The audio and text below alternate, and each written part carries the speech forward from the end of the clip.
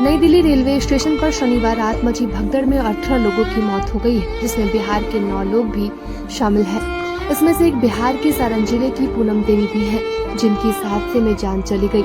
पूनम देवी के 3 बच्चे हैं और वह सोनपुर के गंगाजल गांव मिर्जापुर की रहने वाली थी। वह करीब 1 सप्ताह पहले कुंभ स्नान के लिए गई थी। वहां से वह दिल्ली गई, जहां वह अपनी बेटी के घर रुकी और वह शनिवार रात ट्रेन पकड़कर घर लौटने वाली थी, लेकिन भीड़ के दबाव के कारण स्टेशन पर मची भगदड़ में कुचलकर उनकी दर्दनाक मौत हो गई। पूनम देवी के 3 बच्चे हैं और उनके पति मेघनाथ शाह हलवाई का काम करते हैं। परिवार के सभी लोग पूनम देवी के घर लौटने का इंतजार कर रहे थे, लेकिन उनकी अचानक मौत से पूरा परिवार टूट गया। रविवार सुबह जैसे ही पूनम देवी की मौत की खबर गांव में पहुंची, मातम पसर गया। उनके घर पर लोगों की भीड़ उमड़ पड़ी। बच्चों की चीख पुकार से माहौल गमगीन हो गया है। लोग इस हादसे से स्तब्ध है।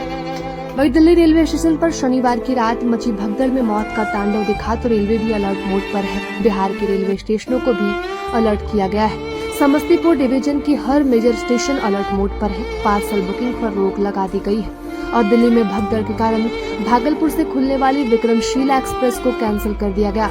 भागलपुर जंक्शन पर 300 से अधिक यात्रियों ने काउंटर पर जाकर अपना टिकट कैंसिल कराया। प्रयागराज महाकुंभ में स्नान करने की होड़ लगी है। महाकुंभ समापन की ओर है, लेकिन श्रद्धालुओं की भीड़ कम होने का नाम नहीं ले रही।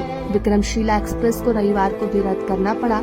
इस बार नई दिल्ली रेलवे स्टेशन पर शनिवार की रात को हुई भगदड़ के कारण भागलपुर जंक्शन से खुलने वाली विक्रमशिला एक्सप्रेस को रद्द करना पड़ा। सुबह 6:30 बजे ही ट्रेन कैंसिल करने का निर्णय कर लिया गया था। यात्रियों को सूचना दे दी गई थी और विक्रमशिला एक्सप्रेस के कैंसिल किए जाने की सूचना से अनजान कई यात्री ट्रेन पकड़ने भागलपुर स्टेशन पहुंच गए थे, लेकिन जब उन्हें जानकारी हुई कि ट्रेन रद्द कर दी गई है, तो वो वापस अपने घर लौटने लगे। वही गोड्डा लोकमान्य तिलक ट्रेन के यात्री भी भागलपुर जंक्शन पहुंचे थे, जिनकी ट्रेन जसीडीह में छूट गई थी। उन्होंने भागलपुर आकर विक्रमशिला एक्सप्रेस से सफर करने की सोची थी, लेकिन विक्रमशिला कैंसिल होने के कारण वो चाहकर भी आगे का सफर नहीं कर सके और कटोरिया के रहने वाले दिवाकर दास अपने परिवार के साथ दिल्ली जा रहे थे। उन्होंने कहा कि अब वापस लौटना होगा।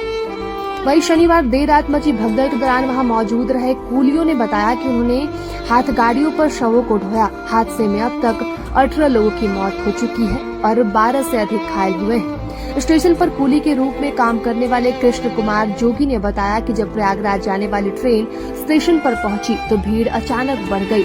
उन्होंने कहा कि पुल पर भारी भीड़ जमा हो गई और भीड़ इतनी ज्यादा थी कि कई लोगों का दम घुटने लगा। करीब 10 से 15 लोगों की जान चली गई।